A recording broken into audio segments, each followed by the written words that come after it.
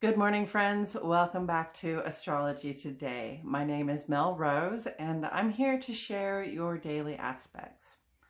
So today we have these two really lovely one day or just for today aspects, sort of bookending the day. Early in the morning, Sun makes a sextile with Chiron, and that's like an opportunity to share about ourselves, what's going on in our minds with a friend or with people that we know, and to enjoy their support and be lifted up by that. And then this evening, kind of late in the evening, Moon goes trine to Venus. And so that's really ideal, promising, blessed functioning for our ability to relate to someone we love. So, and when we relate to somebody that we love, then the bond goes stronger and we have their support and we feel lifted up by that. So I love that we have those bookends on our day today, and that's the preview. So let's get into these aspects. Today is Monday, June 6, 2022. The Sun is in Gemini today, and the Sun is the character in our chart that indicates our outer life focus and how we express ourselves. Whatever our personal Sun sign may be, when the Sun is in Gemini, our attention is drawn to the sharing of information and the creativity of the intellect. The Moon is a waxing crescent nearly to its first quarter and traveling in the land of Virgo. The waxing crescent is a time when we're laying our plans and intentions for the coming weeks and months. And Virgo's influence here gives us a sharp eye for the obstacles, the problems that may come up in the execution of our plans, and a sharp mind for solving those problems as they arise. I'm going to get right into the aspects. There is a key to the symbols we're using on the right-hand side of the page in case you want a point of reference. We start on the Sun side today, where we find our experience and self-expression out in the world. Early tomorrow morning, early this morning at 3:44 Central Standard Time, friends, Sun goes sextile to Chiron. Sun rules Leo. Chiron doesn't rule any sign, but is currently transiting Aries. And Chiron in Aries is sort of points to our sense of inclusion in the world. This is our conscious life focus in a cooperative relationship with the planet that represents our deepest wounds and our capacity to heal them. The sextile vibe here encourages us to do something, to go public with our best ideas and efforts in the world. Support and encouragement are available for us at this time if we can just share about ourselves with other people, and this can help us to resolve any lingering self-doubt. We have a single aspect as well on the Moon side of the page where we reflect on our more personal experiences, what it feels like to be in our body, heart, and mind, and in our homes. Later tonight at 11:05, Moon goes trine to Venus. Taurus, Cancer, and Libra have rulers here. Harmony between the way we feel and the people we love.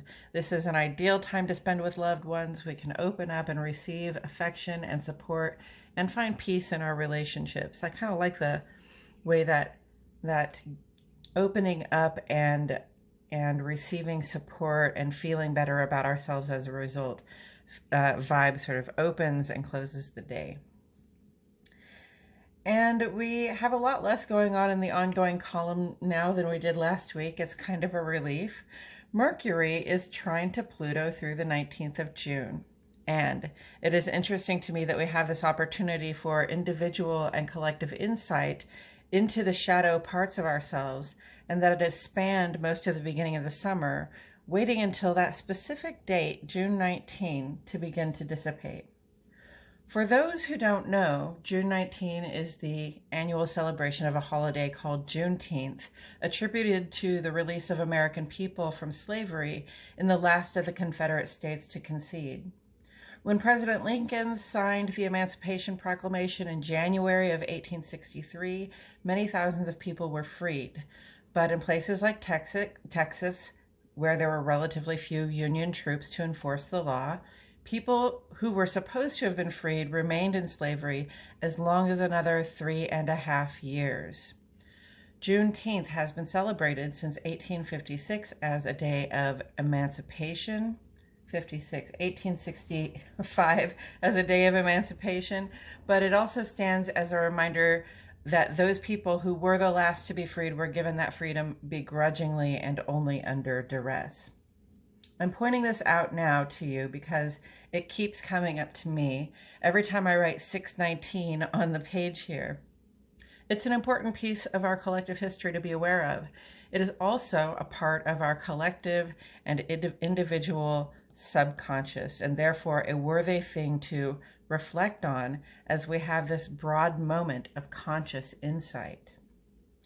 Mercury trine Pluto gives us each and all an ideal circumstance to peer into our individual shadows, that subconscious stuff, the stuff we really try not to think about, but that arises at inconvenient times, to peer inside that shadow and to find the part that still seeks to hold others against their will, the part that clings in a domineering way to a model for existing that breeds abuse and non-equity. What makes us uncomfortable about the stories we hear about slavery and the Civil War? What do these stories give us to fear? And what do those fears say about us in the context of being people who value independence and that old American classic rugged individualism? Mercury trine Pluto says what comes up comes out for the sake of everyone's healing and our personal and collective progress. Each of us has this golden opportunity right now to do our individual part in unraveling this atrocious civic hairball. It starts when we sit down and begin to have a conversation with the self. Pluto is retrograde through October 8th. And that focuses the work of transformation squarely on the inner life. But because Mercury is trine to Pluto at this time, there can be an external conversation, a public acknowledgement of our very private fears and insecurities. I think what we'll find is that the shadow may be the most relatable part of ourselves. Saturn is retrograde through October 22. Now, Saturn is a father figure in the zodiac, sort of a stern teacher, a lover of rules, and an honoree of hallowed institutions. Saturn lends us a baseline sense of security in the world and wants to help us build something strong for ourselves that will last. Saturn is disciplined, dedicated, and values tradition. So, what kind of experience might we have when Saturn is retrograde? Things that are foundational or that are meant to lend structure to our lives may show their weak points at this time, or even completely fail us. People who are meant to be supportive of us, such as friends, family, and workmates, may surprise us by doing the opposite, and the material progress we seek to make in the world may be slowed down or stalled. Recall that Pluto is in the land of Capricorn where Saturn is king, and that we are in the middle of Pluto's final retrograde in the sign of Capricorn, where Pluto has been traveling for the past 25 years or so, completely transforming our traditions and institutions so that they are barely recognizable from a generation past. Saturn's retrograde at this time comes across to me as an ideal time for a final breaking point in something foundational that may have seemed like it would last forever. Alas and alack, it's a challenge to see a bright side to Saturn's retrograde, except to say that after the tower falls, a new star rises. Tomorrow we will see the first quarter moon in Virgo, and this will be a time to set our plans into motion.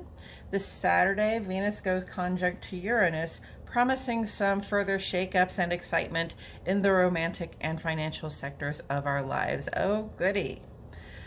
And that's it for today's astrology, friends. Thank you so much for tuning in. Please like my video, click subscribe, and hit that notifications bell. I post here every day, and I wouldn't want you to miss a thing.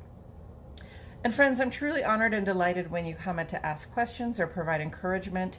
It is gratifying for me to know that you're listening, and it lets YouTube know that you're engaged in the content. So thank you for that.